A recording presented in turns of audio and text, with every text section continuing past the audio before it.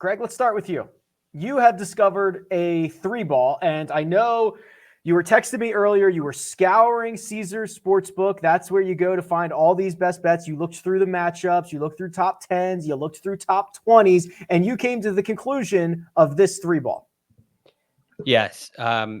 Michael Thompson and his beard. I think the two of them can take on Ricky Fowler and Russell Henley, and you get plus 225 on that. So I really like the number.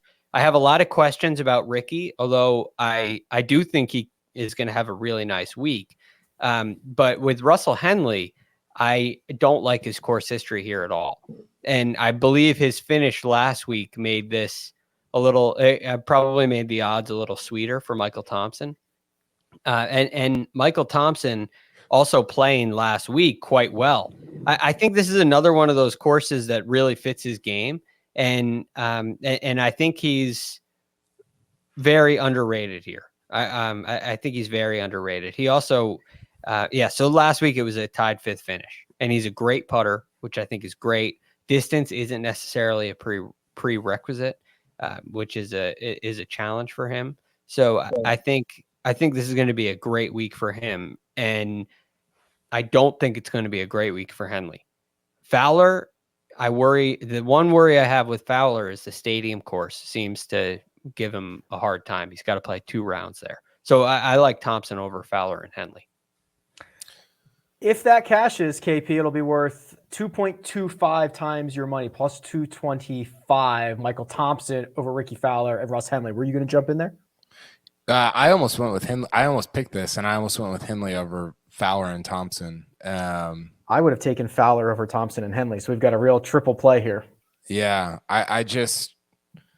Henley played great last week. The course history thing is hard here because you've got just so many different courses playing in, and I don't know. I think I took a hard look at that one. I took a hard look at the one you did too, Rick, and almost went with the pick that you made.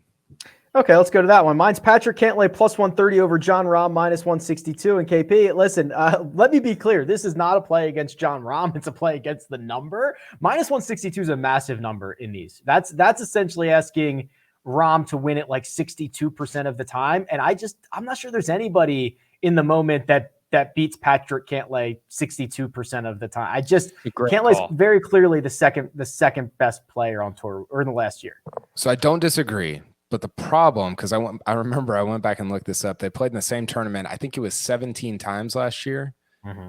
And I think Rahm got him it was 20 times, and Rahm got him like 16 or 17. Yeah, he probably got everybody about 16 or 17 out of those 20 times. Listen, it's scary. I just think that books are laying a number that is too big, and they will eventually get burned on this.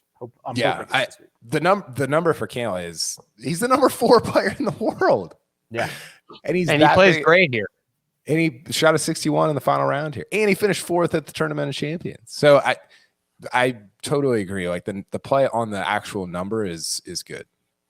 While we have you here, KP, why don't you give us your best bet, which is a even money matchup?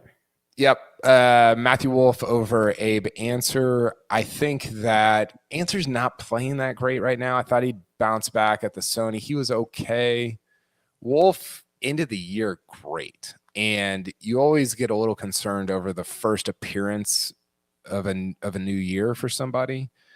But I actually like the volatility in Wolff because he's a top 8, 12 talent that you're getting at even money against somebody who's a good player, but just doesn't have the same ceiling. So yeah, I'm not like fired up about it, but it stood out to me just because of Wolff's talent level and how he finished 2021.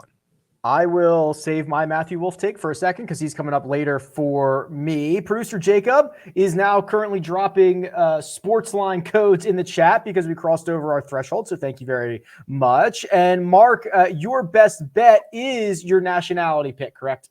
Yeah, it really is. And it's for the reasons that I've given. I think he's the quality of the 4 players, and it's not often you'll get a nationality bet and there's just 4 guys playing. So let's go, Christian. Let's play some golf this week.